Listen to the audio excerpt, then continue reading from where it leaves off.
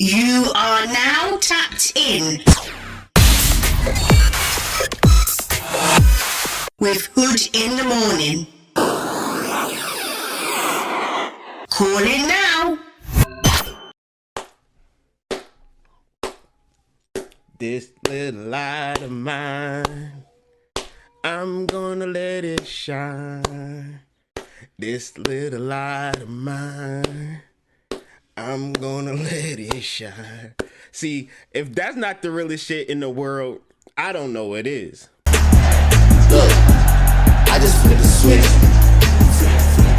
I don't know nobody else is doing this. Body's about to drop. And really getting before, cause like you could listen to this whole video and you can miss the point.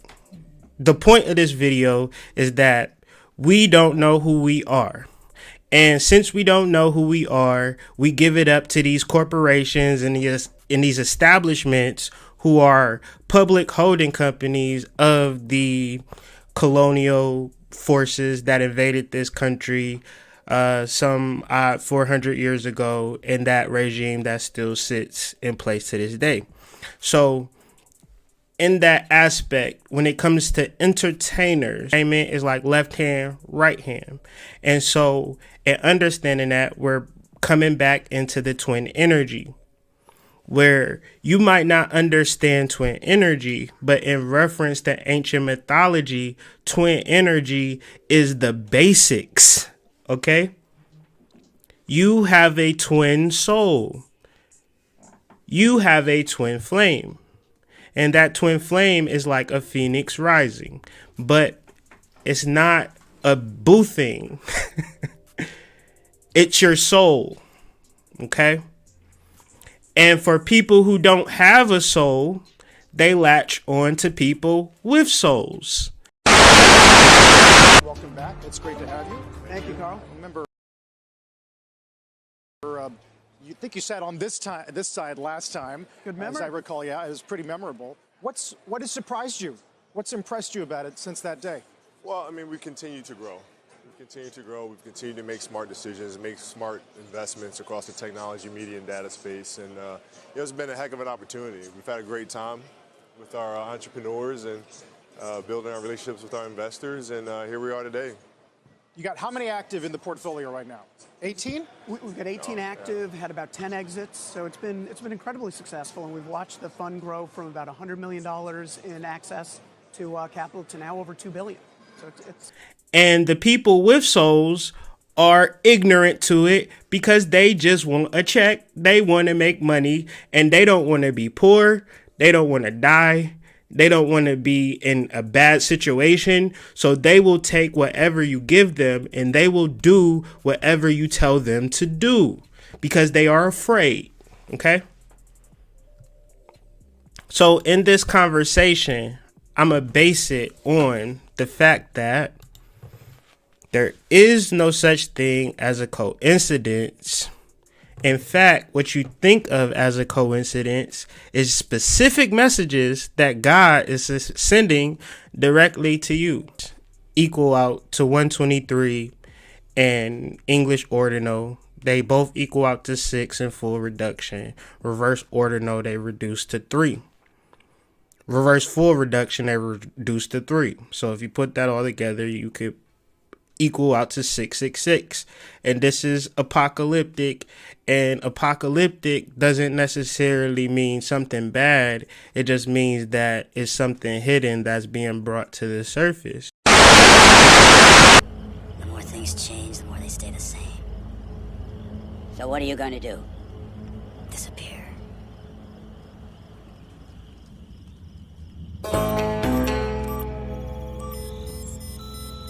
He's entered the world code. Told you better hope I didn't make it back. You push that button. Everything we've accomplished for the past 500 years will be finished. Our technology, our way of life, our entire history.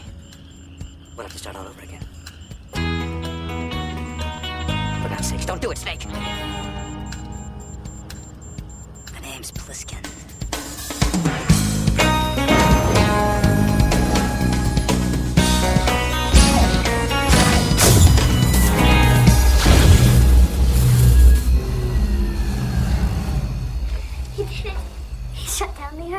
Kali Yuga is associated with the demon Kali, the Kali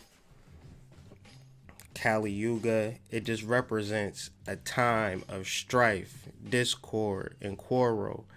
A better name for this would be war, spiritual war. And this is taken from the Bhagavad Gita. And the Bhagavad Gita is a big book. It's bigger than the Bible. It's older than the Bible. And it's a story between Arjuna and Krishna. And Arjuna is a soldier. And he is outnumbered against some demons. And he's about to lose. And he's fearful. And at that moment, he channels the deity, the all-knowing deity, Krishna. And he asks him for some advice. Now, like I said, the book is larger than the Bible. It's older than the Bible. So we're not going to get into the whole book. But I do want to kind of just show and prove what the Kali Yuga would be like, prophesied by Krishna. In Kali Yuga, wealth alone will be considered the sign of a man's good birth, proper behavior, and fine qualities. Law and justice will be applied only on the basis of one's power. Men and women will live together merely based on superficial attraction, so forth and so on. A person will be judged unholy if he does not have money. Men will no longer protect their elderly parents. And this is something that would be deemed uncalled for, unheard of. Cities will be dominated by thieves. All of these different things. So, the Kali Yuga is the basis for the Watchmen. And so, if we're going to look at the Watchmen, we have to literally look at it as us watching TV and use that as a metaphor or a parallel for people who watch us and watch our culture. Now, this may seem far off and hard to believe, but let's just deal with a couple of things first and foremost.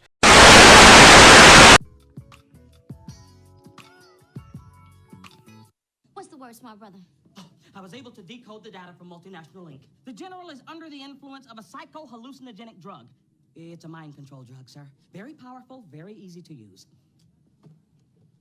Good Lord. With something like that, the man could control every black person in America. Theoretically, yes. But it would take years to administer the doses individually. To be efficient, you'd need to develop a huge distribution system. The chicken! See, but my thing is, maybe you can't see who God is, and maybe everybody can see who God is, but you don't realize that it is you, because it says in the Holy Bible that ye are God. So, whose familiar spirit Philemon appeared to him as an old man with horns of a bull, wings of a fisher, called Abraxas, a god higher than the Christian gods. The first interpretation and the most popular and widespread is the god Baphomet, the goat-headed god of black magic. Black magic could be so named for voodoo and black African magic that came with African slaves from their homelands. Black magic is a popular, widespread concept in the supernatural and represents evil and malicious forces. It is the antithesis of white magic that is described as benevolent with godly. Black magic is the realm of Satan, figures, and demons, blacks, and their voodoo religion. White magic is the realm of rosy-cheeked white European cherubs and angels, white European Christianity, the positive, godly force, and the perpetual war with the probably genuinely felt and feared, the encroaching, evil, subversive, scheming, insidious, black horror of the savage. 21. If we were to simplify this whole thing, we're talking about magical ritual and sexual practice, okay, which ties into this right here. This is called Yab Yum in ancient Vedic history. So just for comparison's sake, so we're not really confused on this thing. And so we have this, the consort, where we have the goddess and the god, and they're consorting, and they're having tantric, where they're having a tantric section.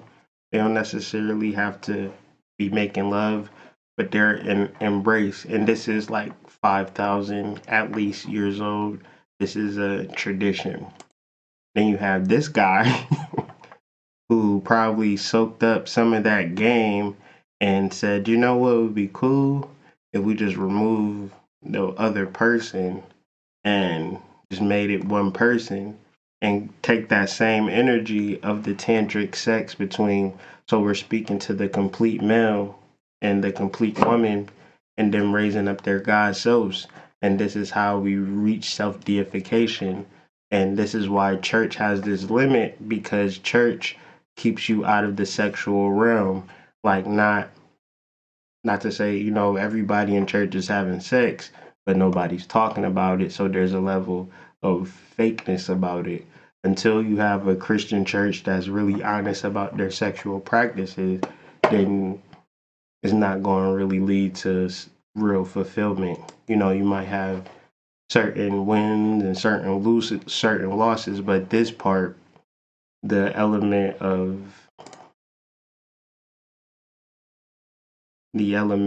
sexuality and incorporate it into magical ritual, this is the true self-deification. And so when you reference zigzag zig describes the path from knowledge to wisdom to understanding, and is a reminder that the path is not straightforward but cuts back and forth and pull the seeker's life with it. The zigzag zig is a symbolic of change and personal growth. However, as the final letter of the alphabet, it also connotes finality. Someone who has matured greatly between the beginning of their study and of the 120 and mastering it, it can maybe be said to have zigzagged and zigzagged back to understanding the lessons, okay? I think one of the first things that we have to really understand is the modality of Gothic and how Gothic people think, and then understanding mesmerism and hypnotism. We see this a lot in Jordan Peele's Get Out. If you understand the main character, he was under some form of hypnotizing, or, you know, something related to that.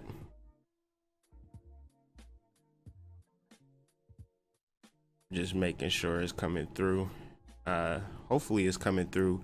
But yeah, so Jordan Peele had this version of mesmerism and this version of like hypnotism that the psychologist was doing on the main character. And within that, it was distorting his image and distorting his energy. And these people would kind of take the people's energy that they hypnotized and mesmerized and would embody that. If you like watch the show, like the maid in Get Out was actually like the what was she? She was the grandmother, right? She was the grandmother. And so it was like the whole movie was them auctioning and buying and kidnapping people and then stealing their energy, so to speak. And that's very Gothic, that's very hypnotism, that's very mesmerizing. And it's a movie, but it's real life as well. If I could just read from this little article. We lie. So people like H.P. Lovecraft, people like Stephen King, they have this Gothic tradition where they make these horror characters. And if you ever kind of wonder like what this horror genre is about, like this, how they just keep making movies after movies and they just like major sellers, and it's like all of these scary characters or whatever the case may be, that's just a reference to horror and Gothicism. You understand? That's really what they're doing. They're doing hypnotism and mesmerism and switching off energy. So when it references your energy, they want to make it scary, they want to make it murderous, and then after that they want to kill it. And so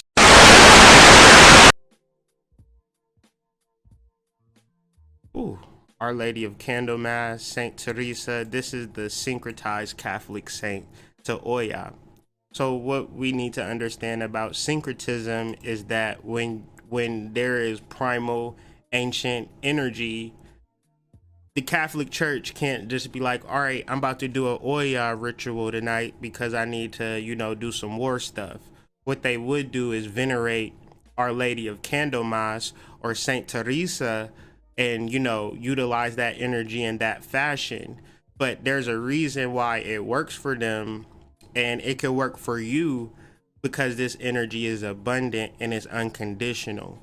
The idea is that we just don't know and we just don't deal with the saints. And I think a reason because of that is because we don't know what saints are. In reference to the orthodoxy, we say we're not orthodox. We're not a part of the Vatican. We're not a part of the church. But then if I call you a demon, you say, I'm not a demon either. I'm not that. But then it's like, well, what is the context of a demon? What's the context of an orthodoxy? You have the papacy, who creates the rules, and anything outside of those rules, you become a heretic, you become evil, you become something that, should be demonized, and this is very damaging. This is very hurtful because we're talking about spirituality. We're talking about real live energy. And it's like, you have to say it in a particular way, i.e. Kanye West, or you'll be completely blackballed. And that's unfortunate. But we have solutions today. Alright, you bitches! So I have to come give you bitches this push. Bitch, my Regina King, bitch. This is a push, bitch. You know what, bitch? They got a warrant out for your arrest. But these bitches still ain't cuffing you, bitch. This is a push. You know what, bitch? These bitches must have stepped in poison ivy. Cause they itching to be like you, bitch. This is a push. You know what, bitch? My mama said the air conditioner turned all the way down.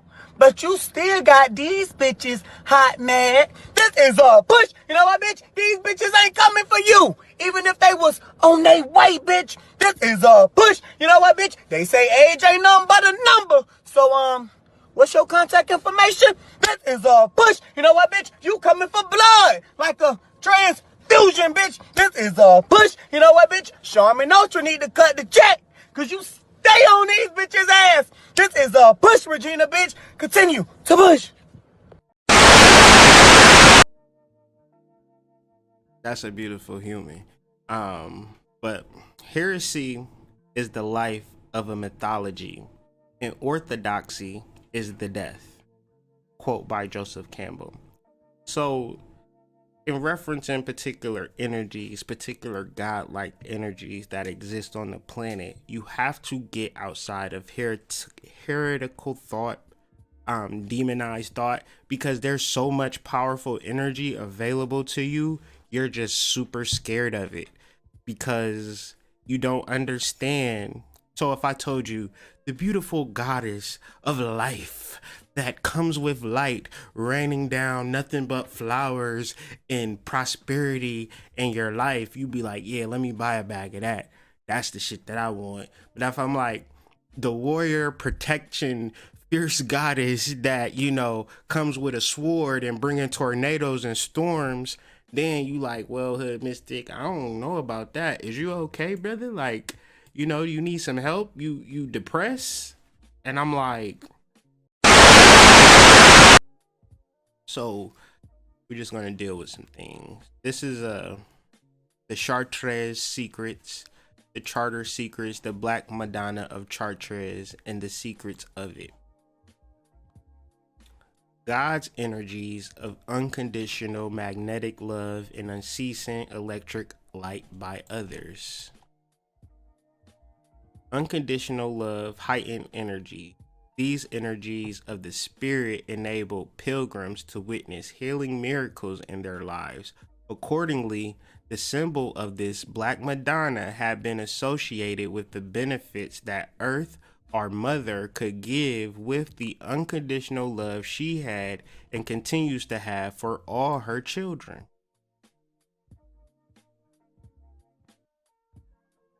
The presence of a feminine representation in a place such as Chartres, where the powers of unconditional love have manifested themselves for pilgrims coming in.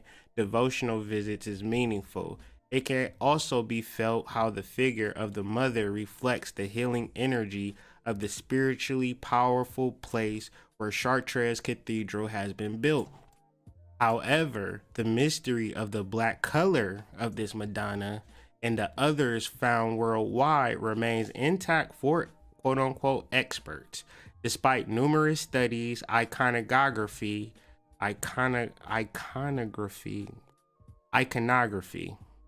English ain't my first language.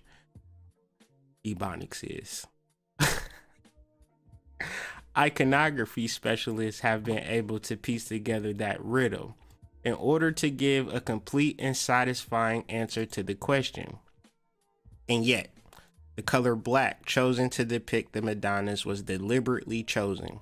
It was chosen to reflect a knowledge possessed by ancient ones, but which assailed by inquisitions, censorship, and spiritual slumber. Man, y'all gotta feel me on this, man. Y'all gotta share this video. Y'all gotta like this video. Y'all gotta sit and think about this shit for a second, man. You just gotta sit and think like everything you know could be a lie. You feel me? Especially when you reference in the color black. And yet, the color black chosen to depict these Madonnas was deliberately chosen. It was chosen to reflect a knowledge possessed by ancient ones, but which assailed by inquisitions, meaning they'll just kill you if you didn't become a Christian. That's an inquisition.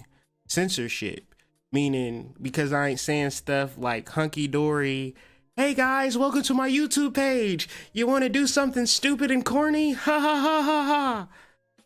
Because I want to speak about things that are important to me and my family, I get censored. And spiritual slumberness, spiritual laziness. This is everybody. I don't gotta do nothing. I'm spiritual. I'm spiritual. I'm God. I'm this. I'm that. I did this. I did that. But we don't know shit. We still don't know shit because we dealing with the mystery. Okay? So if the mystery don't light a fire in your ass, trust me, nothing will. And the reason why you relax and cooling because you just comfortable with not knowing shit. And that's cool, but just admit that, okay? Don't come around talking about that you're spiritual, but you're also lazy because I'm doing this because there are questions and there ain't no answers. So I'm trying to formulate answers. Because based upon y'all, I just can just wake up out of bed and just be spiritual and just be magical. And maybe, but I feel like it's some effort into this shit. I don't think that this shit is about laziness. But slowly began to dissipate in the expansive reservoir of the mysteries and even ended up feeding the most fundamental of humanity's fears.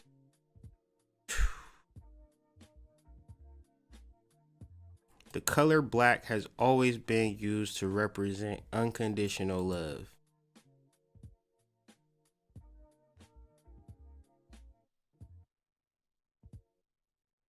So we started off this conversation talking about the Knights Templars and Sister Knight and Regina King and Oya and blah, blah, blah, blah. But with a personnel tour within the heightened energies of unconditional love of the Knight Templars, Black Madonna. So her presence at this location is a beginning. Her presence at this location is a beginning. I'm gonna just have to show y'all because I know it's people that's new to this live and we here now. But let's just do this real. People that have been rocking with me, they already know, like, man, that shit crazy. Where's we at? 227. 227, y'all. Beginning. Her presence at this location is a beginning. Beginning. Then we have ETH.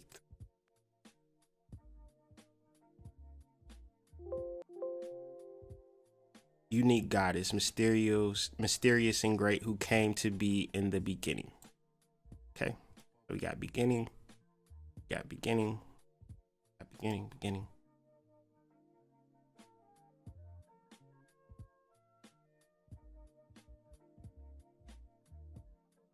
Let's just show love, man. Let's just show love. Unconditional. One time. First television show. 227. So 227, beginning. 227 meaning the beginning. The Black Madonna represents her presence at this location is a beginning. True knowledge about why the Knight Templars had a special reverence for quote unquote Our Lady is so profound that we feel only a personal experience enables one to unravel this secret on the site.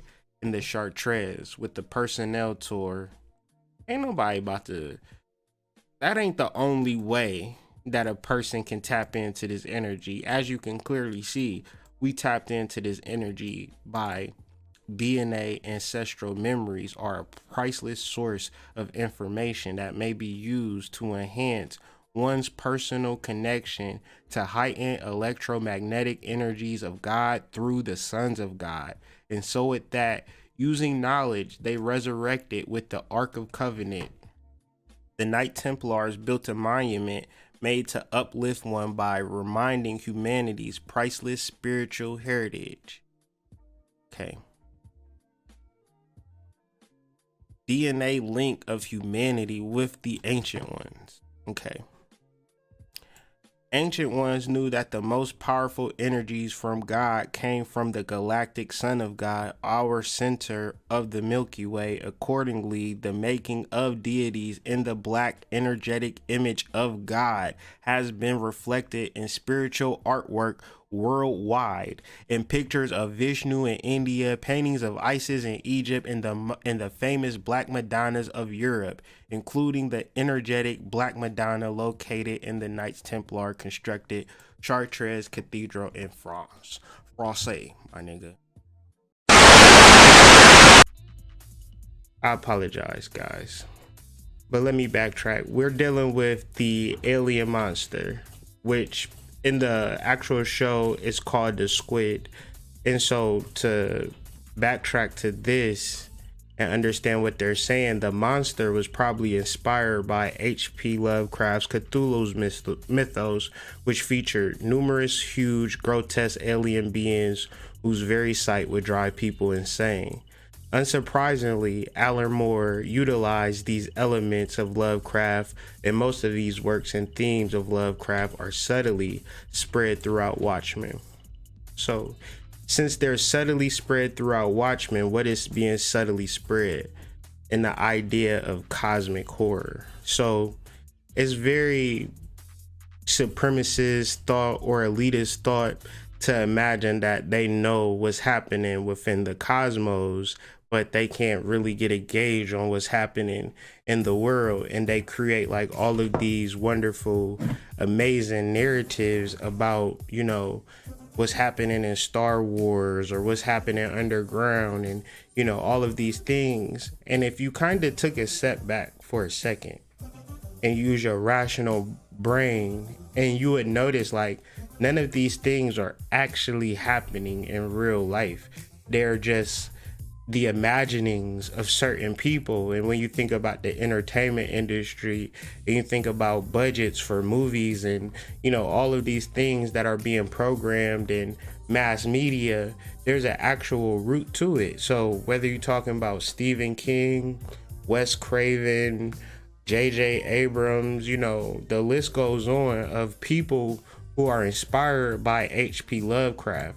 And the reason why is because he allows them to be racist in the open, right? It's really different if I put out a movie about, you know, just murdering people, right? That's kind of weird to kind of put out a movie about something of that nature. But if I put out a movie about killing fairies or killing aliens or killing monsters, then You don't give a shit about it. So this is how they're able to kind of do this over and over and over again. And I know it seems far-fetched, but we'll have to just continuously dive deep to make it make more sense. So just be slightly patient with me as I bring this information. So to divorce his racism from his literary creations would be a Pyrrhic victory. What results is a whitewashed portrait of a profound writer.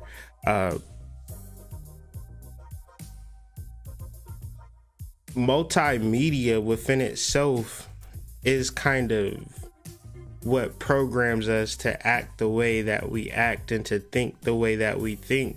And even in our most formative years, where we're not able to really differentiate between truly what's right for us and what's wrong for us, we're inundated with, childhood fantasies about these fairies. And even in Frozen 2, like Frozen 2 is a story about this group of kids, or this little kid who's seeing the world from his grandfather's eyes. Like, we were in the forest, and then the people in the forest just started attacking us. So we had to respond, and we had to kill them.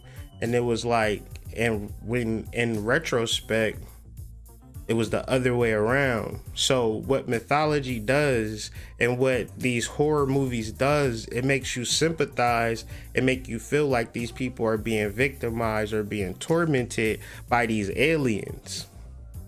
But there is no real aliens, because unless you're seeing grotesque monsters with 1,000 eyes walking around here, it's just people. So these people have to be put on this grotesque skin and then ritualized. And, we'll just have to kind of talk about it.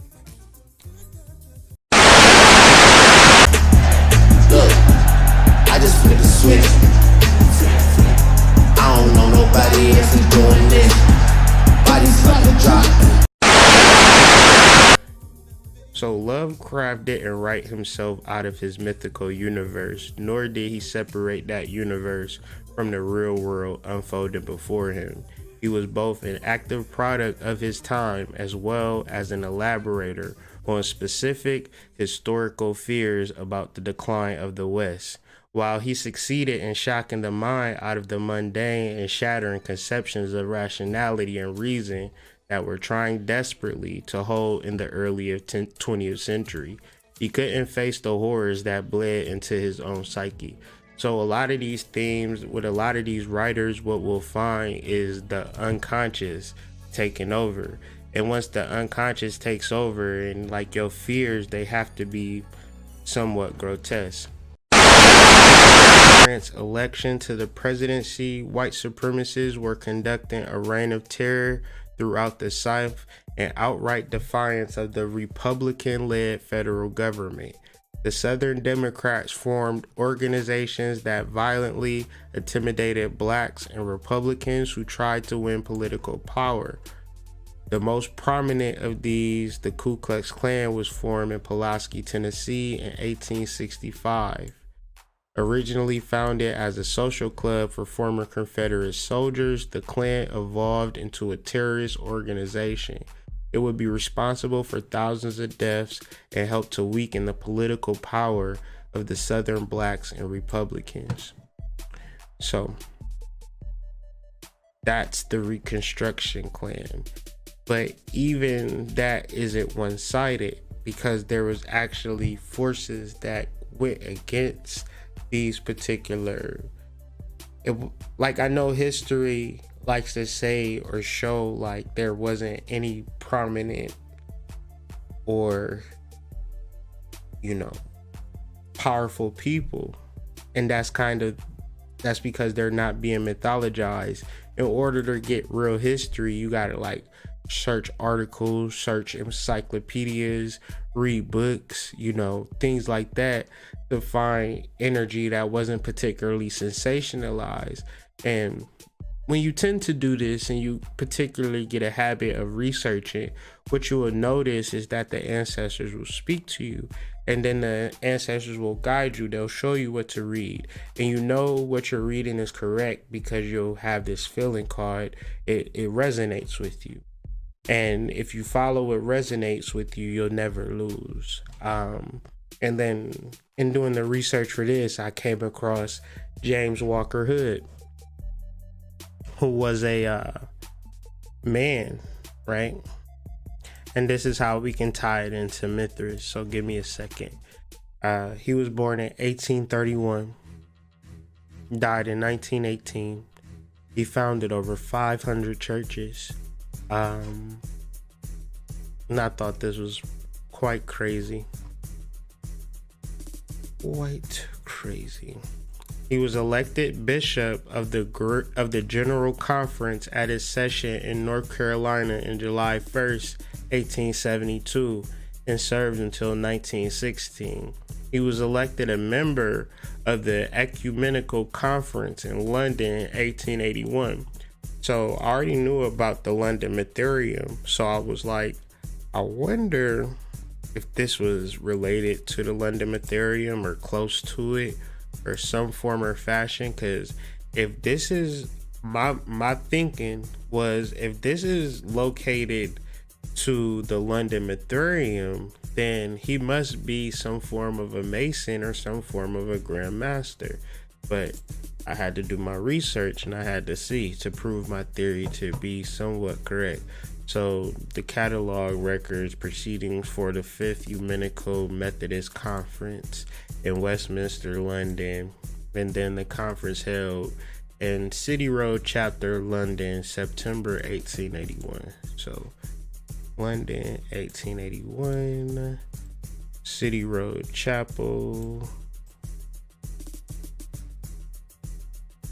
City Road Chapel obviously was changed over the years to Wesley's Chapel.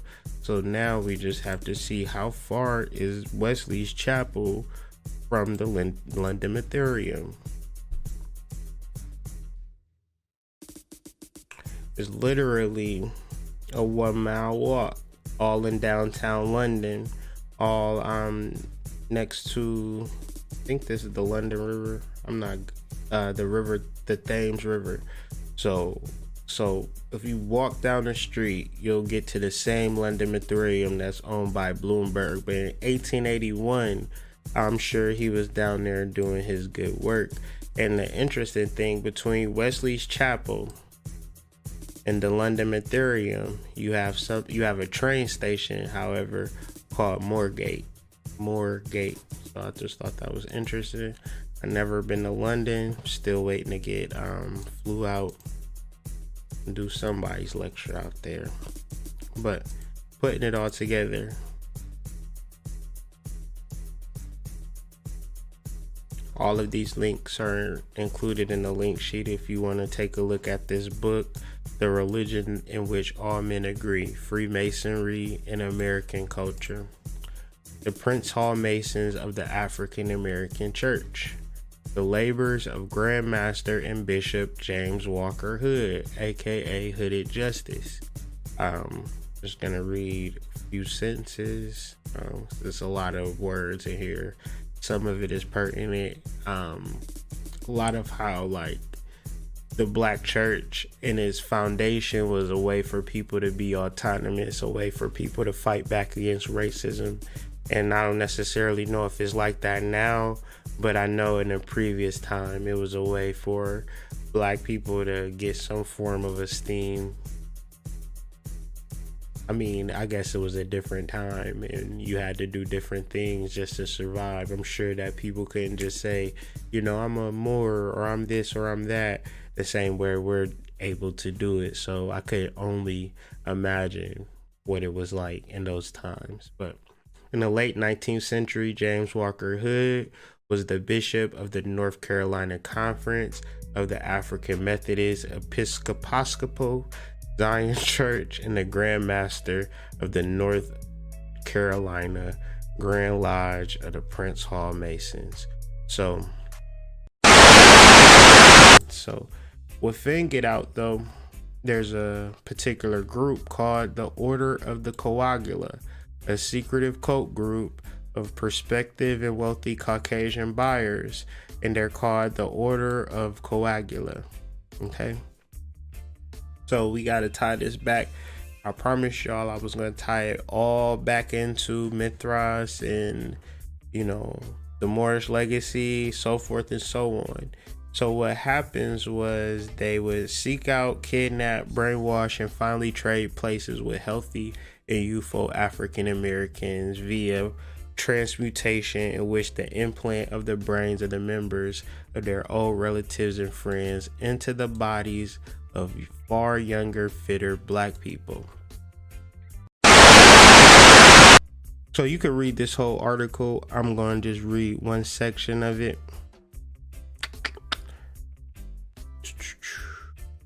I'm going to find a good place to start, because overall this page is about this particular martyr, Sufi martyr named Hussein Ibn Mansur Hallaj, who died in 922 CE. He was an alleged miracle worker, so for some reason he got maimed, crucified, beheaded, and his torso was cremated. Somehow his head came over to his queen mother, and it was preserved as a relic. So they commemorated this head, and this was the model for Hiram Abiff. And if you know anything about Hiram Abiff, that's the center for Masonic rituals, okay? And so this sect of Sufis was known as the Builders. So this is the origin of Freemasonry and the origin of the Knight Templar. Okay. The Templars may have indeed have participated in documented Sufi practices. Could the charge be that the Templars worship a head called Baphomet and not have some factual basis, namely the commemoration of a decapitated Sufi martyr whose head becomes a relic and who have been the subsequent Baphomet, which just means the head of wisdom? The only problem here is that despite all these other titles, none of these documentations links to the Baphomet. So within this, it doesn't really make any sense for them to be worshiping a head. It must be something much different. So the Templars obviously were doing something different than worshiping just a plain head. So in order to deal with this, we can go to Idris Shah's book, The Sufis, just to double down on what was happening between the Knights Templars, which referenced in Jordan Peele's movie Get Out, and then their relation to the Moors, okay, or the relation to the Baphomet.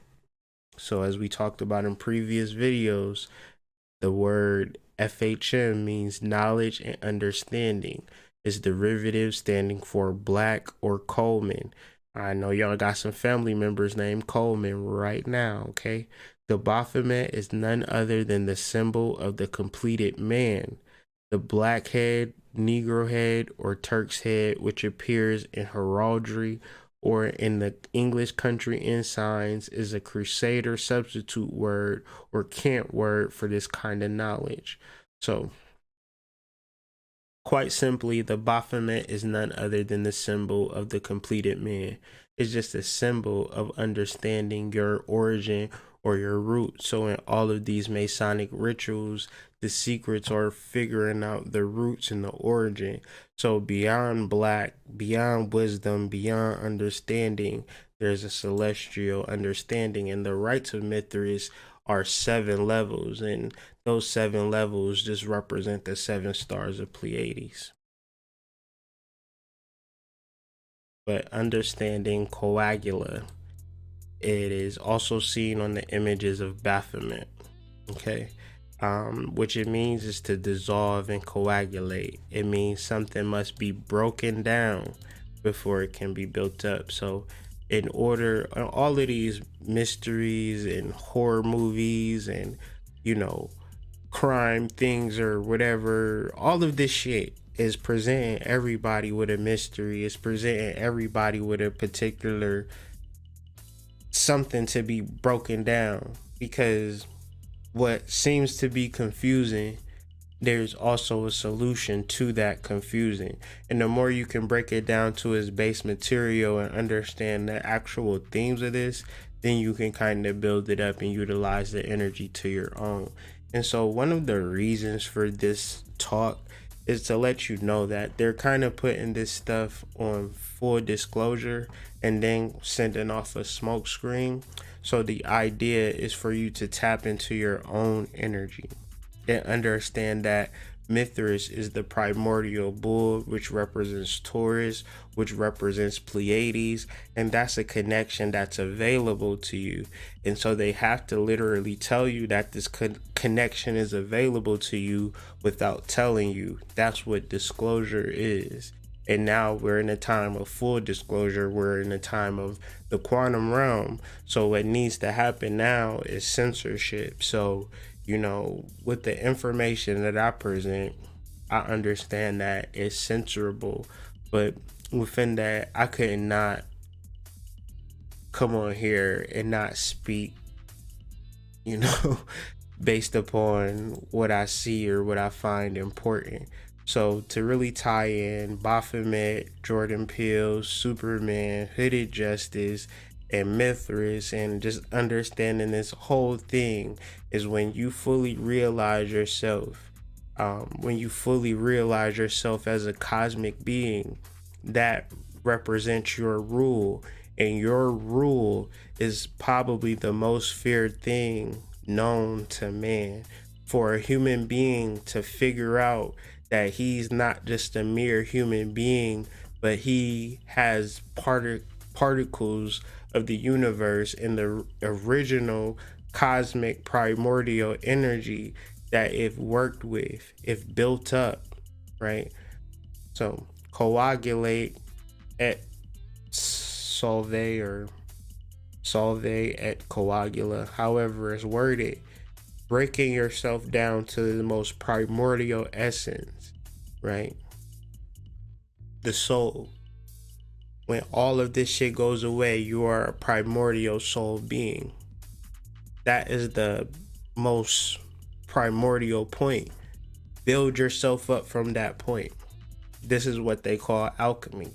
But in order to build yourself alchemically, you have to break yourself down. So within this is a lot of entertainment, and this is a lot of just information that I really have to get out.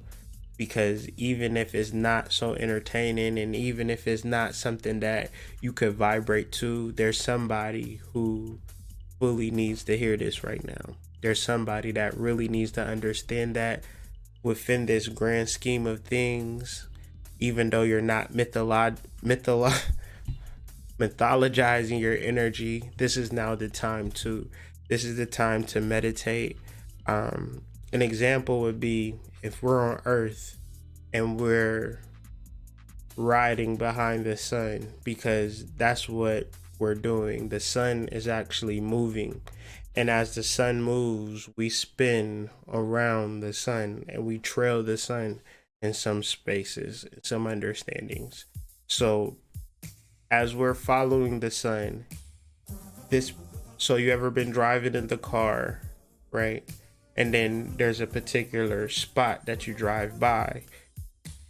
That particular spot that you drive by, it could be a landmark, it could be an ocean, it could be, you know, something that you see on the road, it could be a fancy building or a nice house. You want to take your camera out, right? And you want to take a picture of that particular landmark that you're driving by. That's what's happening now. So within this celestial car, we have an opportunity to take a picture and really grasp upon and tap into cosmic energy. And a lot of this information and entertainment is pointing to that. But it's really about really filling out where you are. And to really tie this in or finish off this video, Crowley writes that Baphomet was the father Mithras, the cubical stone which the corner of the temple. To reinforce this, Crowley received a strange spelling, Baphomet, which enumerates to 729 in resemblance to the name Mithras. Hence Crowley's interpretation of the name as Father Mithras. Mithras is, of course, yet another one of the names invoked by the priest's rending of the veil. So rending. I began this movie. I said movie. I began this video with Oya, and let's just show. Gotta start how you finish. Her name means she who tore. She who tore. And so when you rending the veil, that means you're tearing into two or more pieces. So within this new male, this new moon, we are literally working through a process with these videos of really opening the veil. And I know I've been putting out a lot of challenging content, but I feel like we need to progress past a point of being on this side of the veil and really walk through the other side of the veil. And we're utilizing ancestral energy, the energy of Oya, the energy of Mithras, right? The energy of the Baphomet, because we're seeing through the veil and we're not allowing our energy to be hijacked or ritualized. We are utilizing our energy right now and we're speaking to it, you know, in real time. You know, it's one thing to put out lectures that live for years and years and years, but then there's another thing to speak to stuff that's happening right now. Looking to see what a contract is, etymologically wise. An agreement between two or more persons to do or not do some particular thing. Okay. So, come together, to draw, to bring two sides together. But this word eventually evolved into a U.S. underworld sense of an arrangement to kill someone. So when you sign these contracts, these record contracts, these are not what you think what you think they are. They are literally arrangements to kill you based upon if you don't live up to their expectations. And I'm sure all of those things don't take it to that full degree, but sometimes they do. So you got to be very, very, very careful with signing your name on a dotted line with particular entities. And I'm going to try to explain why, because there's a spiritual reason to what they call a hit song, you know, because a hit song could just be like the mafia, you know, putting a hit out on you. And I don't want to read through all of this, but I want to just kind of point out some points real quick. Rather, the use of a lost language, which instead has been handed down over decades as to preserve ancient Sanskrit documents for the next generation of music professionals. Music has evolved, and so should contractual language. It hasn't, okay? The image was powerfully grounded in the life experiences of the biblical authors and their audience in India, Egypt, and Iran. Cattle, okay, let's keep this in mind. Cattle appear in a parallel role. Krishna is a cowherd tending his famously sacred cattle. In Egypt, the king was a cowherd, but was also in death a sacrificed bull. So in Egypt, the king was a cowherd, meaning he tended the cows like before he was a king. But when he died, he was a sacrificed bull. So let's not ever forget that sentence right there. In Egypt, the king was a cowherd, but in death, he was a sacrificed bull. So the king of Egypt, when he dies, he's a sacrificed bull. I think to myself, if I were up here in front of you right now, and this is going to become very important as I move into the other slides. If I stomped a puppy to death out here, up here, just a little puppy, and stomped it right here to death in front of you, most of you would need therapy. And I would be arrested. And if you lost, that's good, because I'm going to tie this all into like current events. So just give me a second. Probably faster than killing a black man for killing a puppy. Now, I want you to look at this photo very closely, and I want you to see who's in it. More important than the man hanging, because you got to understand the lynchings that occurred in America happened after slavery, not during. Thousands of lynchings happened after slavery, because this is a reaction to white fear of what we would do once freed. But we didn't create a vigilante group to take out white people. But they did create a vigilante group to take us out now that we're free. See, that happened after slavery. They were called the what? The Ku Klux Klan. They don't wear hoods anymore. They wear suits. But they're alive and well all over the world, even here. So look at who's in the picture. I want you to look at this little girl in particular. You can't see her closely, but she's actually grimacing, like smirking. Now, remember, let's go back to the puppy concept here. She would be loathed and torn up probably if this was a puppy, which means he's less than that, because she's not disturbed. This little girl is not disturbed by this, but she should be, shouldn't she? People always ask me, they go, Joy, what was the impact on white people? There it is, right there.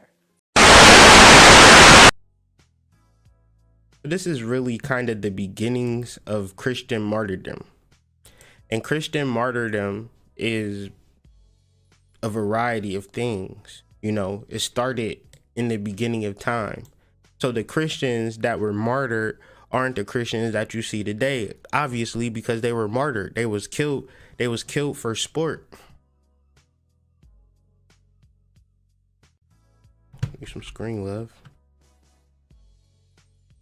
And their very deaths, they were made the subjects of sport. Okay? Which is normal. And then you fast forward, and then it becomes the official religion of Rome. And then Rome falls. And then the Holy Roman Empire rises. And then so forth and so on. And another level of this is the Faustian bargain. You know, whether you believe in the Faustian bargain or not, it plays in what's happening today. Idiomatic, an agreement in which a person abandons his or her spiritual values or moral principles in order to obtain knowledge, wealth, or other benefits. A deal in which one focuses on present gain without considering the long-term consequences. So a lot of these young people, you give them all the money now, they don't think about the future. They don't understand the history. They don't understand the spiritual implications to signing a contract with these particular entities and what their ultimate end game goal is. And that is to sacrifice the primordial bull in any way that they possibly can. And they know if you watch episode 8, they're going to befriend you. They're going to be nice to you about it because the only person that can wake you up is your girl, right? Because the society at large, they're going to be nice about it. But you see, it took his girl to smack him over the side of the head to wake him up. So when you arguing with your girls and you arguing in your relationships, you got to kind of really think about that in another type of way. Because maybe she sees the God in you and you not living to your God potential. And she knows that. And she's speaking on it. Okay? So I'm going to leave that one alone. I'm going to go straight to Cal. Because we going. Kalki is the 10th avatar of the Hindu god Vishnu to end the Kali Yuga, one of the 4 periods of endless cycles of existence. He is described as the one who rejuvenates existence by ending the darkest and destructive period to remove adharma and usher in the golden age. Okay.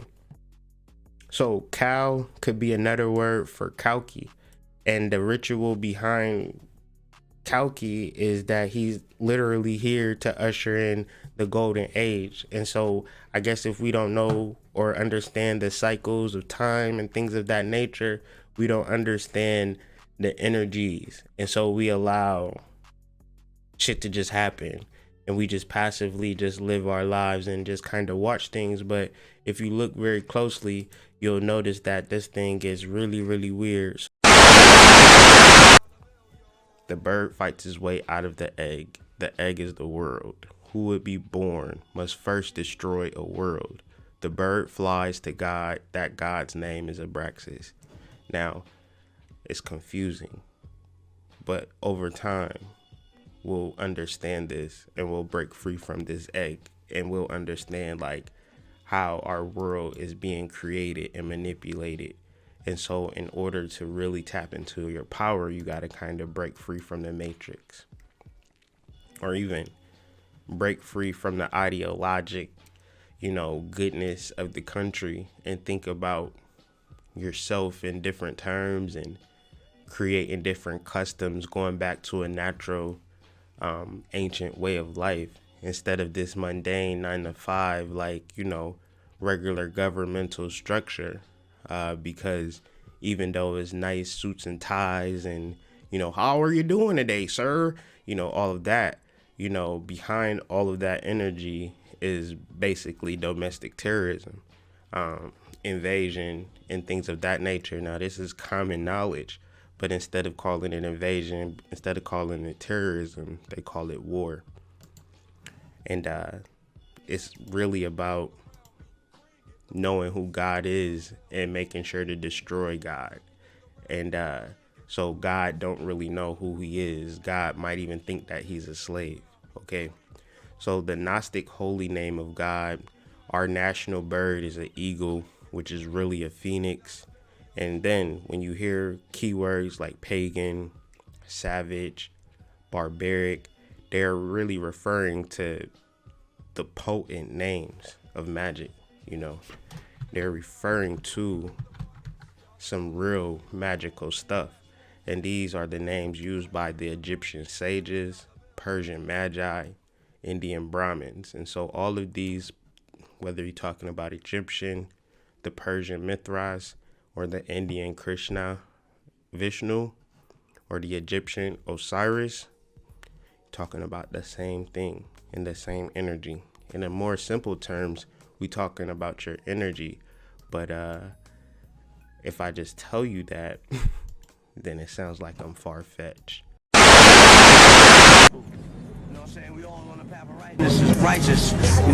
Whatever got to do with the law is nothing different to law. Because the law is the same thing, you know what I'm saying? The law is everything, you know what I'm saying? So there is no difference. The black man is God. And that's period. You know what I'm saying? So, and we just got to keep building from there. As long as we righteous, it's going to be the same path. You know what I'm saying? We're going to come to agreement. Damn, look at that ass. I just saw some nice ass. We're going to come to agreement at one given time. As long as we righteous and we keep flowing, that's all that matters. That's all that matters. My name is Old Dirty Bastard, yes.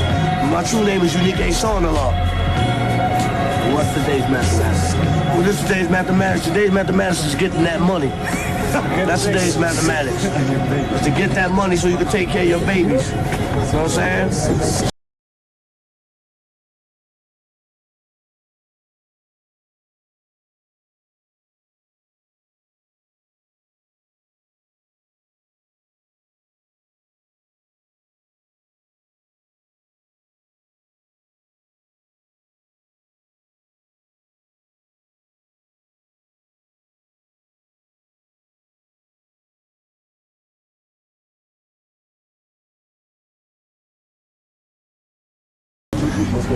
And that's about it. I don't want to get it confused, but I'm pretty sure in some ways or relations he's related to Dick Halloran, because what Stephen King likes to do is keep his universes together. And he's from Maine, and there's actually an entity by the name of Manan who kills people by a mist. And so there's an actual energy or entity within the Stephen King's world that kills by the mist.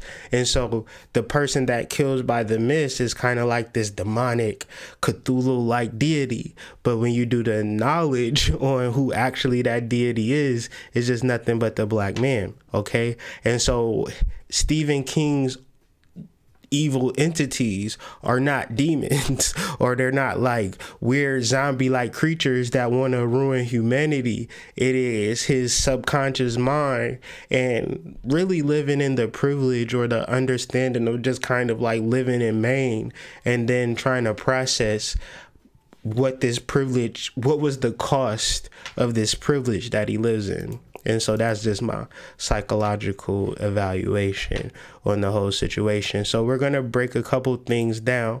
Like I said, this is not going to be a long video, so just stick with me. I'm almost done. We have Abra. So this was the theme of 2019, y'all. Abra, okay? Abra, which is a code word for the Phoenix Rising, okay? The angel has fallen. That came out in 2019. Just kind of code words, man. And then Raising Dion, the little boy, he activated his powers by saying abracadabra. And then if you watch Dr. Sleep, the first scene, the first words that Abra says to the magician is abracadabra. And she's using that energy to raise forks and knives on the wall. You know what I'm saying? At a young age. And that's the opening scene of Abra. But let's kind of break down her name. So we have Abra. So if you don't know what Abra represents, let's just look into it. So Abra is just a code word for Abraxas, which is the Gnostic holy name of God. So the Gnostics, they believe quite simply that the God of this world is a female deity by the name of Sophia. Okay, and Sophia doesn't necessarily know she's a god. She's a hidden entity.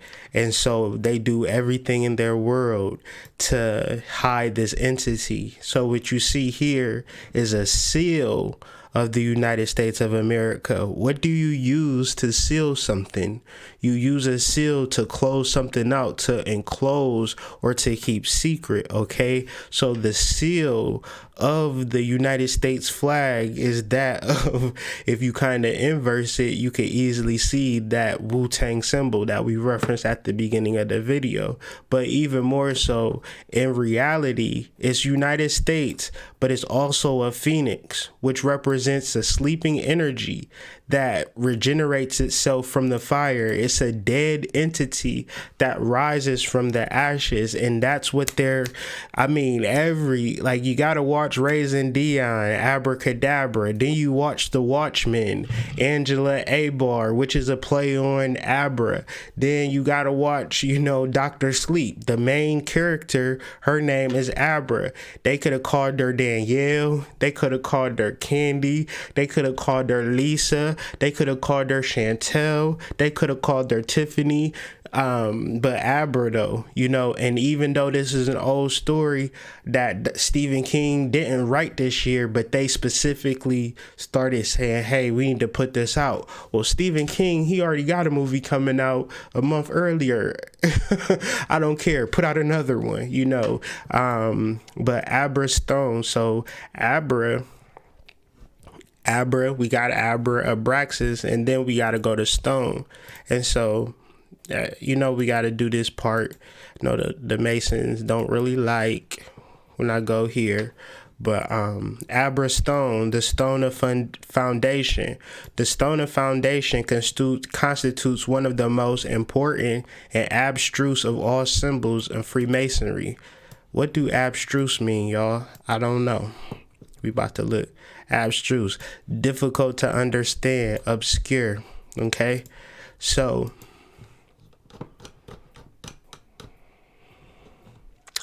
y'all can read this whole article, but I'm gonna just start at the beginning and start at the end.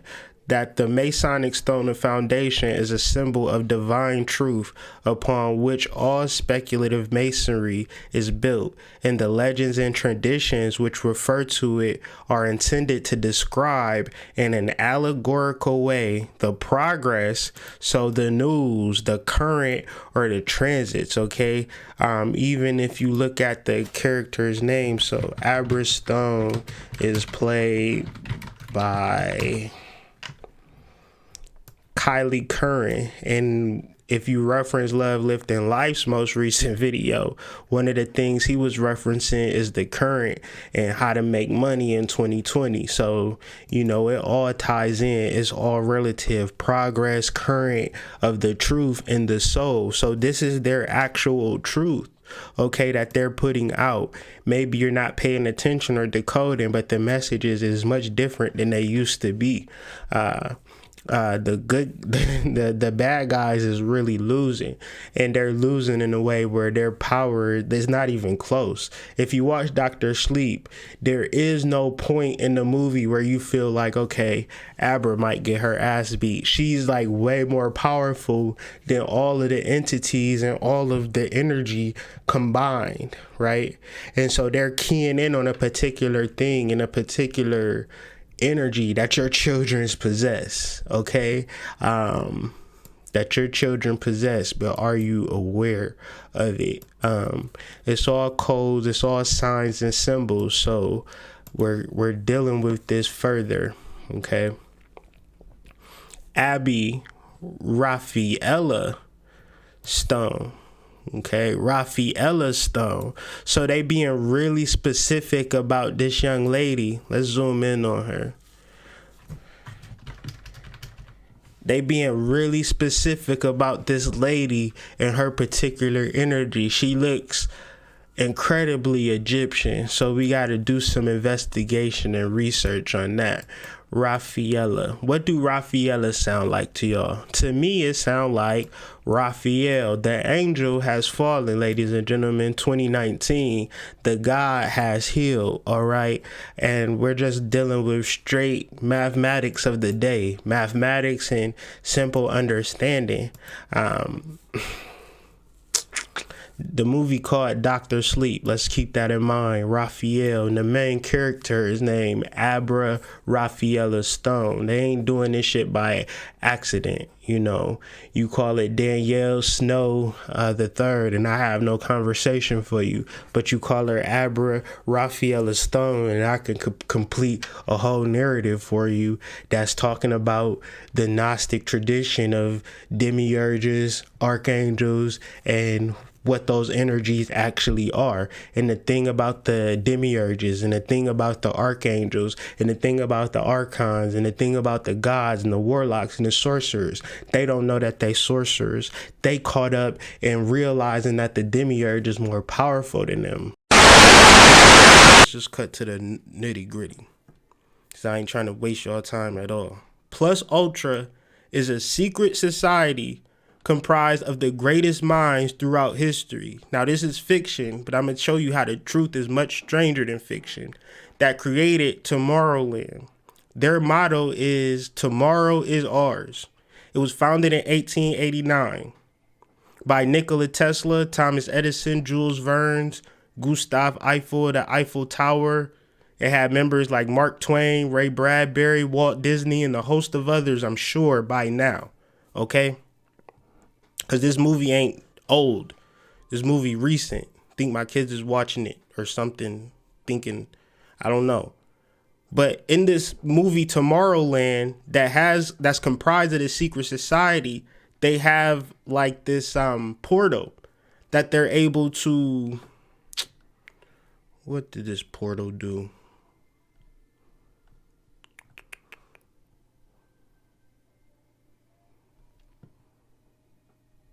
Dyson Airwrap uses air to curl and style as it dries with no extreme. But take my word for it. Read the article and figure out where that portal do. But they created a way to access the fourth dimension. That's why they say tomorrow is ours. And when you think of the Fountain of Youth, La Florida, and what they actually found, and you know, Spain was much more powerful than England. They could have very well toppled the English army at a particular time because they had the Spanish Armada, but they really didn't care about much else but Florida. They finally let it go, and once they let it go, you know, we don't know much about Spain and the history, but if you do your research, a lot of it is there. Now, Tomorrowland, the more important character in this is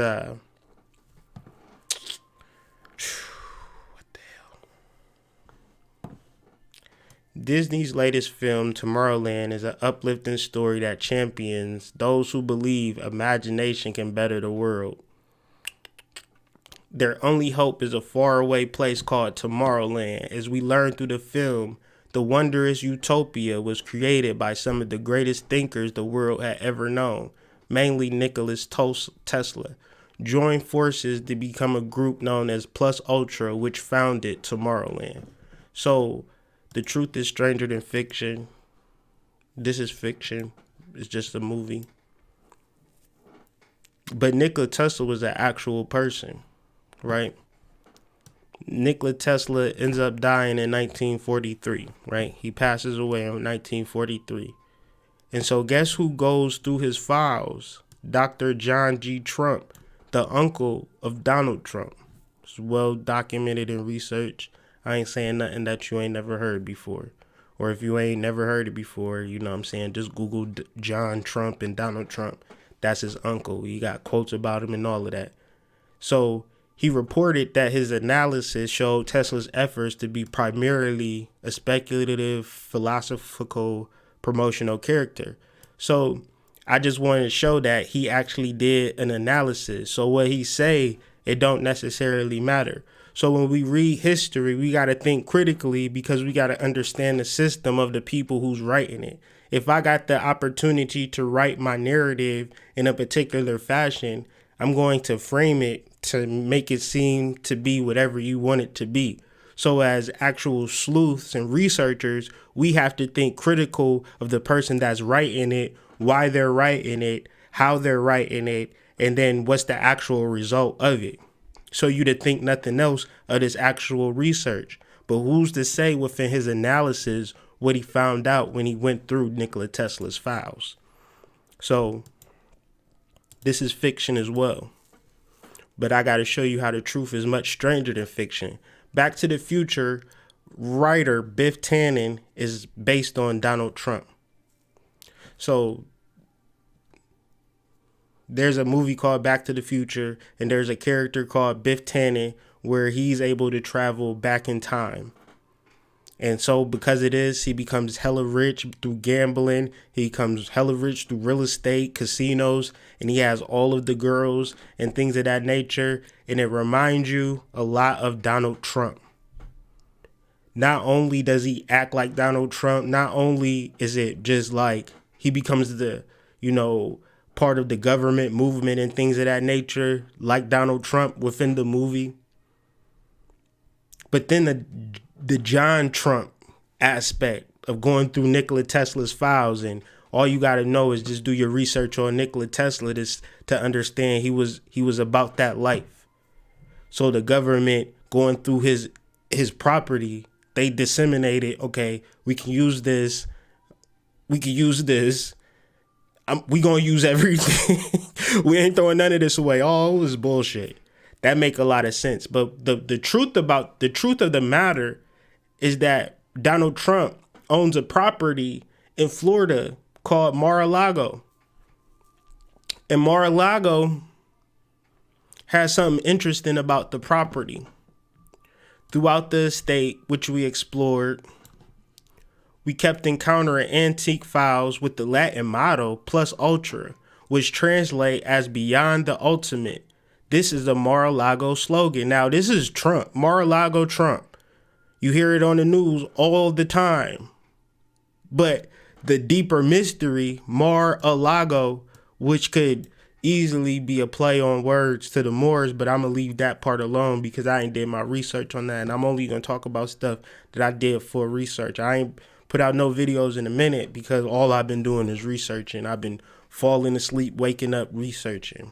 So with this, I'm open to any type of criticism or anything to the left of what I'm saying because this is crazy. Of what the shit that I've been researching is changing the way that I'm thinking about life. So, if you gonna pull me back, please, pull me back, because this is a game changer for me.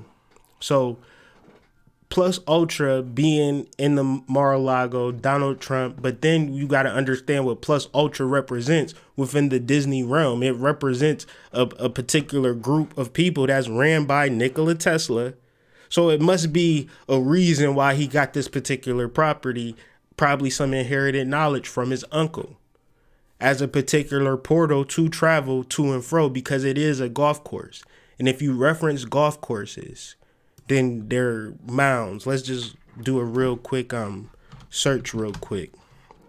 So I'm gonna just show you with your own eyes how they really, what these golf courses really about. So Newark Mound Builder Country Club. If you watch American God season 2, the opening scene is exactly a golf course. So this is the science. You just probably don't know about it, but this is how it is. So this is a whole mound complex, like ancient aliens, astronomically designed, with all of the, bells and whistles of supernatural, otherworldly type energy. And what do people do on it all day? They golf. To anything empty, it's referring to a substance. So that space that you might think is empty space is actually a substance that exists within you.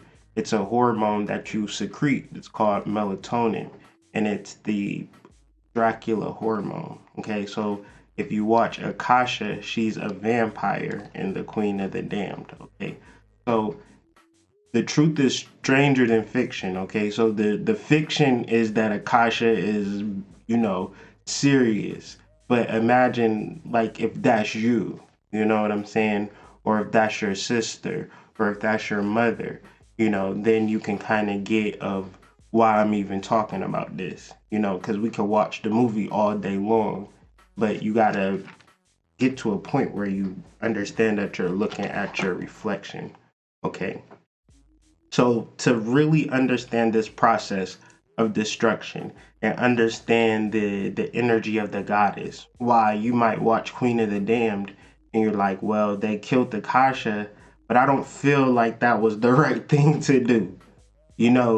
Maybe she killed some people or whatever, but everybody killed people in that movie. So what made Akasha? So it must, if you watch the movie, it felt like a conspiracy against Akasha so other people could take her place. And whether you read the book or you watch the movie, and I'm referencing the Queen of the Damned, then you see that people conspired to take her place and somebody else held that mantle. So in this world, you would say Aaliyah was the #1 pop star, and then after she passed away, then that mantle was passed to Beyonce. Okay, in this world, you could say that. Now, if that is what's actually playing out in the Queen of the Damned, I don't know. But it does seem that way to me in a certain sense. But moving on, in a real sense, in a personal sense, outside of celebrity and things of that nature, in a personal sense, one deals with this energy as a protective force for themselves, more so in a psychological sense of the human being and the soul, and the human being and the soul relating to the immortal spirit or the cosmic memory or the fact that we've reincarnated to this place for millions and millions of years, thousands of times, and this is the reality. What's not the reality? That you are born and this is your first incarnation and you're 30 some odd years and you're a boy or you're a girl and you have a job and you have a family. All of that is like not really true.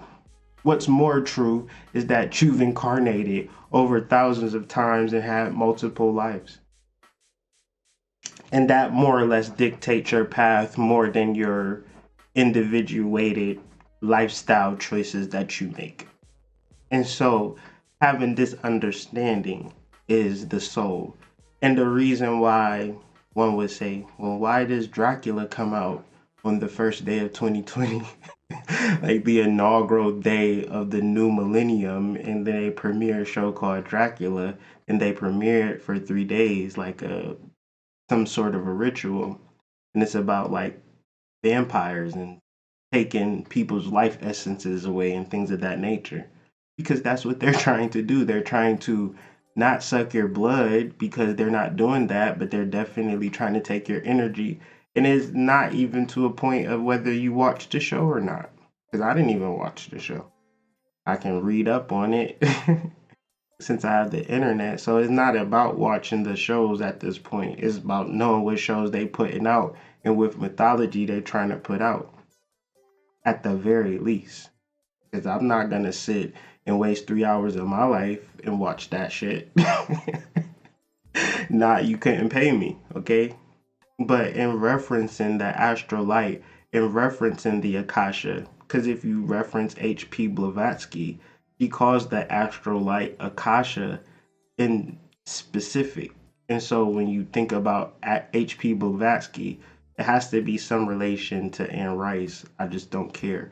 But like, she had to read some of the books. If you read Queen of the Dam and then read books like H.P. Blavatsky's Theosophy, and it's all about merging. See, this is what we don't get when we understand destruction, because it's levels to this. You are a physical being. You did incarnate. You do have a mom and dad. You are 30-something years old. This could seem as though this is your first and only lifetime. And all of that, if all of that is true, then destruction befalls you. Darkness befalls you, right? But if you vitalize the astral body or the astral light or the Akasha, then you vitalize the soul, the real man, or the real person. The real you is the soul, the person that's been in the car, whatever car you've been in, whether it's been a leaf, a blade of grass, a lion, a man, a woman, black, white, Chinese. You didn't, I mean, I guess some people, I couldn't never say. Some families probably real cold with the reincarnation and try to keep people to reincarnate into that family, but who's to say? I don't think nobody's really in control of that, how you reincarnate. I don't know anybody who has the download on that science. I haven't heard of it. I'm sure it exists. But beyond that point, we reincarnate in multitudes of different ways. But however we reincarnate, we can still merge with that cosmic knowledge or that cosmic wisdom or that Akashic records, and not be some type of idea with amongst ourselves where that's very interesting, Hood Mystic. I'm gonna have to do some research on that. That's interesting. Akashic records. Do Bobby Hemmett got a lecture on it? You know, it could be that, but it could be like, let us meditate on our Akashic records and find some cosmic memory and really operate as, you know, gods in the flesh and activate our deeper recesses and really come into an immortal entity, because that's what it's about. So when you tap into that immortal entity, you are above and beyond this man being a physical being. So all of the attention, whether it's World War III, whether it's television programs, whether it's, I don't care about none of that shit, I'm just into me. All of that is highly advanced programs to get you out of you becoming an immortal entity. Hephaestus. Vulcan and Hephaestus, they have an interesting connection, okay? They have an actual day of worship, which is August 23rd. It's called Vulcanalia. Vulcanus is the god including fire of volcanoes, deserts, metalworking, and the forge. He is often depicted with a blacksmith's hammer, and Vulcanalia is the annual festival held August 23rd in his honor. Okay, Ptah is the patron of craftsmen, especially sculptors. His high priest was called chief controller of craftsmen. The divine blacksmith, Ptah was originally the local deity of Memphis. Greeks identified Ptah with Hephaestus, aka Vulcan. So just bringing up these connections because they're going to show up to be important later, because we're just providing background and actual coincidences. So Vulcanalia is August 23rd, is actually Kobe Bryant's birthday as well. So that's just either a connection. But another interesting connection is Ptah is married to Sekhmet. And if you study classical astrology, and if you study classical Egyptology and classical astronomy, the formation of Venus wasn't just a planet. At first, Venus was a comet, and Venus was a vicious and ferocious comet that you have to do your research. You have to understand there are things called Bronze Age, Iron Age, Golden Age. These ages are marked by devastation, after death, before Christ. This is actual cataclysmic events that take place based upon the interaction between Earth and Venus, okay? So the astrology is way more deeper than, personality type of deals. So if it was just personality, they wouldn't really deal with it in elite social, not even social, but private secret societies. They just simply wouldn't deal with it.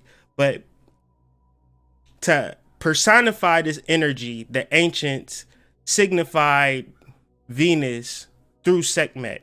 And Ptah was married to Sekhmet, okay? Kobe Bryant, in this scenario, if we're looking at the mythology, because I didn't preface this conversation that I am a reincarnationist. I believe that we are all reincarnated souls, and some of us are not reincarnated souls. Some of us are empty vessels. Okay, but when it comes to you having a reincarnated soul, that means you have a mythology, and the things that people write about, the things that people journal about throughout the ages is simply talking about your energy. So if you don't understand mythology is not important to you. I get it. And I'm not trying to force it down your throat. What I'm saying is, if you want to understand your life path, for real, you will understand your astrology and then combine it with the mythology surrounding that particular star. So if we understand that Ptah is Vulcan and Ptah Vulcan's day is August 23rd, then we can easily identify this energy and know it's not just one Ptah. There are many Ptahs, there are many Sekhmets, there are many Venuses, because it's just fragmented energy of celestial knowledge. So in studying mythology, you awaken that within yourself. And so this is the more core message that I'm trying to get across in making these particular connections. But then again, you interpret it however you need to interpret it. But when we look at Ptah, when we look at Sekhmet, and we look at Kobe, and we look at Vanessa, we're looking at Osiris, we're looking at Isis, we're looking at the dying and resurrected God. How do we resurrect the God? By understanding his mythology, understanding the reincarnation cycles within our family, if we truly do have a soul. Okay, that's the main understanding that I'm trying to bring about. And so hopefully that makes sense in these connections. But Vanessa is a play off of Venus, is the women of Venus, okay? In another word for beauty. So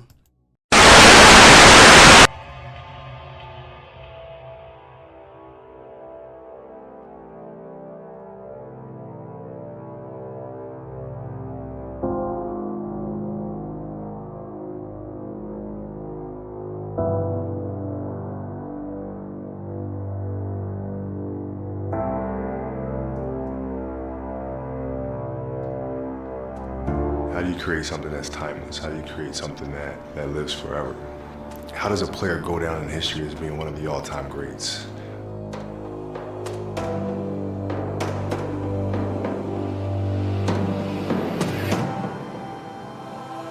And it always comes back to one, loving what you do and having a passion for what you do. So you can't achieve anything in life, you can't achieve a certain level, a certain standard of excellence if you don't first enjoy what you do. Which means obsessing over every little detail that goes into it. Just as you do in winemaking, just as you do in building a watch, just as I do in building my game, is obsessing over your craft to the most minuscule detail and trying to create something that you believe transcends time.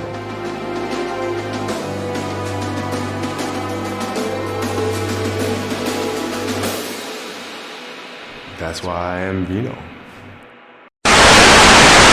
So right there, he says that he is Vino. Okay? He is Dionysus, the god of wine.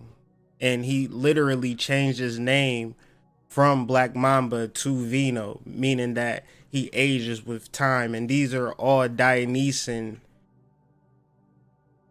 tropes. And the fact of him coming out with a watch named Dionysus more or less ties into the deeper things that have been going on, as just keeping up with the theme of the truth is stranger than fiction. By this time, we have hours and hours of coincidences and particular rituals that are being played out on TV, through sports and media and things of that nature, based upon people either who know their mythology or don't know their mythology. There's a reason why these particular events happen and they affect us in a certain type of way. Or it's purely coincidence. That's up to you to decide. But Dionysus, one of his main colors was purple and gold. He has a myrcenic tresses embroidered in robes of gold and purple, okay? The god of wine, the god of ecstasy, the god of trance. So when I think about how I feel, it's more of a trance, it's more of a stream of consciousness, it's more of me saying things that aren't really my personal words. It's important to understand how to do it for yourself, but it takes a lot of study and a lot of correspondence. Throughout the Catholic Church, every day is designated to a saint. But within each and every saint is a particular ancestral energy that has been hijacked. And it needs research from you if that's your birthday. It's 365 days in a year, really 360 days. And every day has a particular energy. Shit, every hour has a particular energy. So it takes a lot of self-interest to understand who you are at a God level. And then from that point, that's a perspective. That's an understanding beyond the human understanding. So that's what astrology can help you to do. Beyond personality traits and things of that nature, mastering your existential lives. What about your internal lives? What about your internal understanding of yourself and reincarnation? Because that's what the science of astrology is. That's the whole purpose of it, to keep track of the ancestors and when to conceive, when to even have sex, and to time your menstrual cycle with the moon and things of that nature. Because the ancients knew it took 9 months to conceive, so it's best to have sex on this day and align your menstruation up with this day, because we want to get granddaddy back up in this joint. He had more information to teach us, but we have lost that. So when these things happen, you know, even before this whole incident happened, I had a dream about it, and I put out a video called Scorpio and Death outlining this whole process. So that's my alignment to the situation. But more or less, I don't want it to be necessarily about me, because generally we are all one when we understand this particular energy. And within this realm we call creation, there's this thing called hierarchy. There's this thing called the head. We have hierarchy in our bodies, right? Our head is a priority, even though it doesn't do all of the heavy lifting. It doesn't really get us anywhere. It matters, right? Because say, for instance, you know, we don't have our head, or we quote unquote lose our mind. Then we don't, if you lose your mind, then, you know, cancel Christmas, right? So when we think about humanity, there's an additional hierarchy that exists, whether you want to accept it or not. You could feel, no, that's not true. We're all the same and things of that nature. But if you are understanding anything about the cosmos, that everything rotates around a larger body mass. And the body mass is generated by particular energy and spiritual energy. So the person that cultivates that spiritual energy represents a larger mass of energy. And that brings the attraction and the rotating forces around it. This is where you get stars from. Stars are an independent source of energy that maintains and builds their own energy. And then when maintaining their energy, they have a gravitational force. Planets have moons and things of that nature rotating around it based upon its energetic force. So when it comes to you and your success in your life and your love, have you generated any energy within yourself to begin to have people orbit your solar system? Got a show on HBO. Now, if you know anything about The Truth is Stranger Than Fiction, it's always HBO putting out shows in alignment with particular events, and it's always on a Sunday. Juice WRLD, Nipsey, Sunday Energy. And these particular shows is always airing Sunday prime time. But this one show called The Outsider came on Sunday, and it was talking about, it just took a left turn. At first it was just like this murder mystery about some dude who killed somebody, and then, or they say he killed somebody, but he like, I ain't kill nobody, and they like got footage of him. And the interesting thing is they got footage of him in two different places at the same time, and they're like, they still think he did it. So when he taking him to court, he ended up getting killed. So they never get to figure out if he did it or not. So the show is trying to figure out what happened. You know what I'm saying? And now at episode 4, they get into talking about El Coco. And El Coco is a monster from folklore used to scare disobedient children. There's known as Baba Yaga, the boogeyman. And it was simply saying that, these monsters don't particularly kill because they want to just kill, like they're like negative or they're murderous even. They feed off of the grief. They are grief eaters. The grief it spawns is the dessert. So it's this particular scene in episode 4 that really disturbed me, because throughout the show, they kept showing this dude in prison. And it was just out of place because the story about, something else. And then they just keep showing this scene about this black dude in prison and he making a shank. And I'm just like, HBO always got them shows where it just be like a storyline and then a scene that just don't make no sense, and it just throw you off. And so in episode 4, it got to a climax where the inmate killed himself. He was about to get attacked, and before he got attacked, he just killed himself. So long story short, that inmate was in jail for something that he didn't do because he was out of town. And so since he was out of town,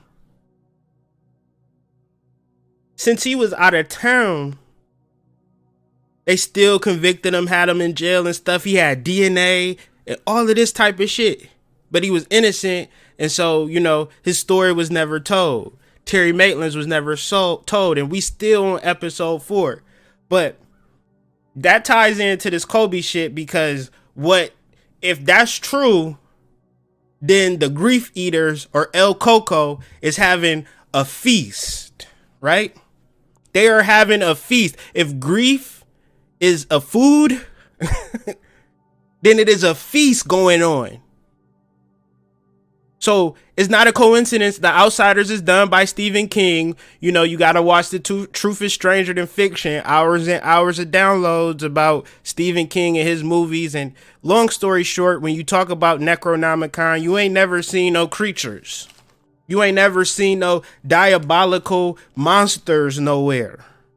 All you see is melanated people catching hell. Okay, so when they attack these monsters in the movie, when they have these quote unquote doppelgangers and quote unquote boogeymen, they ain't talking about little Rico up the street keep getting locked up. You know what I'm saying? Keep getting locked up. I ain't do it, mama. I ain't do it. You look like you did it. Get your ass in jail. So, well, see, if we look at the world as a supernatural thing or just natural shit that we can always explain, then we're not going to understand the connection between. When looking at a series of seemingly impossible yet distinctly connected events. Selected by who, Holly? When the facts before you are so filled with uncanny coincidences. Real quick, if we just do a real, so we know that they called the coronavirus the COVID-19, right? So I'm on Google Translator. We're going to do this in real time for the family so we can all see this so they don't think I'm on no magic trick. So we do COVID and we switch it to Hebrew. And we get this like glyph. So I don't know what that glyph means. So I'm going to take it to English, put there. Then I'm going to take it back to English so I can know what that weird glyph is. Kobe.